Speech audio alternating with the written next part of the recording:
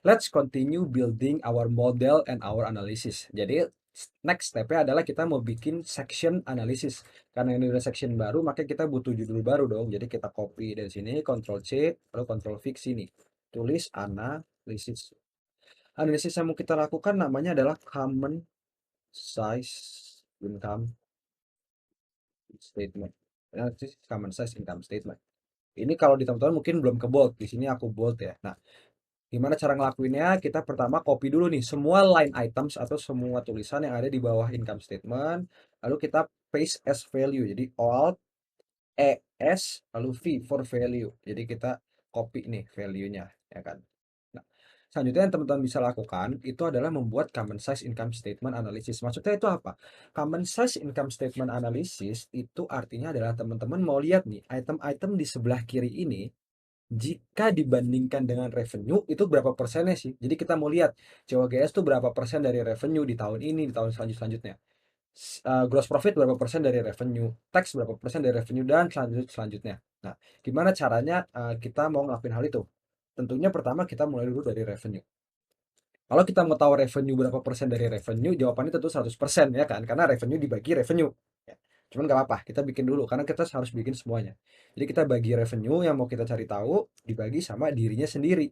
Nah, lalu selanjutnya yang teman-teman harus lakukan itu namanya adalah anchoring. Jadi anggapannya menjangkar. Apa tuh maksudnya anchoring? Kalau teman-teman tekan F4, di sini muncul dua dollar sign. Kalian klik sekali lagi, dollar sign-nya cuman di angka 4. Klik sekali lagi, dollar sign-nya di D doang. Nah, maksudnya apa? Ini aku klik sekali lagi, hilang.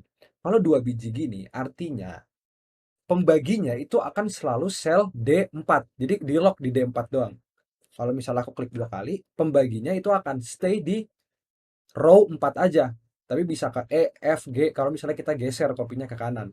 Kayak gitu. Lalu kalau kita klik sekali lagi, pembaginya tuh akan selalu terfokus di kolom D doang. Kayak gitu. Jadi nggak bakal pindah ke E, F, G, dan lain-lain. Coba kita aplikasikan supaya teman-teman lebih kebayang ya.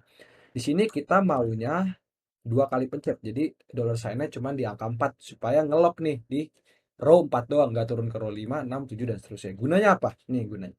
Kita bagi 100%. Nanti kalau mungkin kalau di teman-teman masih satu gitu hasil ya. Tapi teman-teman ubah aja ke bentuk persentase ya. Nah, lalu kita bold ke bawah, sorry, kita blok ke bawah, lalu kita pencet Ctrl D. Nah, teman-teman bisa lihat, karena kita udah ngelakuin anchoring, ini secara otomatis akan mereference ke row 4 ini, ke revenue. Ya, lihat nih.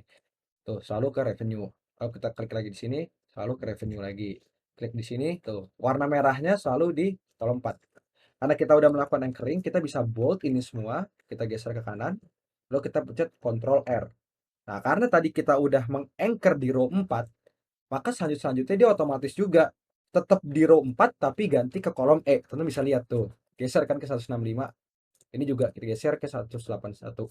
Geser. Tapi kalau kita turun ke bawah, ya dia tetap di dirinya sendiri, tetap di 199 itu revenue-nya. Nah, itu adalah gunanya anchoring. Selanjutnya teman-teman bisa lakukan itu adalah percentage of change.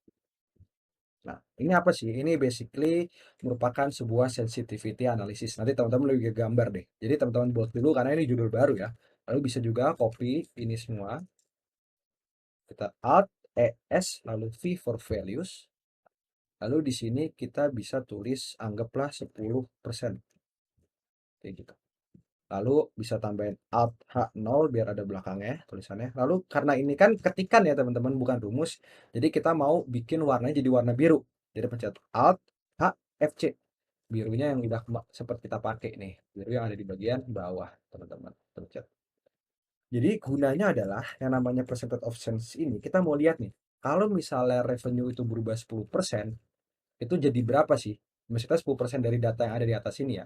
Kalau 1% berapa, 2% berapa, 3% berapa. Jadi kita mau lihat setiap ada perubahan sebesar X atau ini yang kita input, maka komponen-komponen di sini angkanya itu jadi berapa. Gitu. Gimana cara kita ngelakuin ya? Nah, karena tadi tujuannya adalah untuk melakukan sensitivity analysis atau melihat perubahannya, maka rumusnya kan tentunya adalah angka asalnya, ya, misalnya sekarang kita di revenue ya, dikali dalam kurung 1 ditambah sama perubahannya. Benar kan? Kayak gini. Tapi sekali lagi teman-teman, si perubahannya ini kita kan maunya selalu 10% doang atau 20% doang sesuai tabel yang ada sorry ya, sesuai sel yang ada di sini kan. Sehingga kita harus melakukan namanya anchoring. Jadi kita anchor selalu di situ, kayak gitu. Tutup, kurung, kita pencet enter. Nah, teman-teman bisa lihat hasilnya sama, hasilnya naik 10%, sorry. Nah, hasilnya naik 10% ya.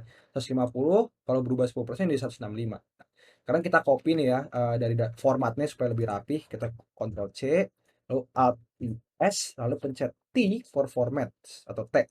Jadi sekarang sama. Nah, selanjutnya karena teman-teman udah melakukan anchoring, teman-teman bisa langsung aja nih copy ke bawah. Ctrl D dan copy ke kanan. Ctrl R. Langsung jadi deh nih. Nah, kalau teman-teman mau ngecek benar atau salahnya, bikinlah percentage of change-nya 0 nih. Ya kan? Jadi akan sama. Sama nggak? Lihat deh. 265, 265, 78, 78. Karena nggak ada perubahan. Karena teman-teman mau analisa, oh kalau berubah turun 1% gimana ya? Hasilnya segini.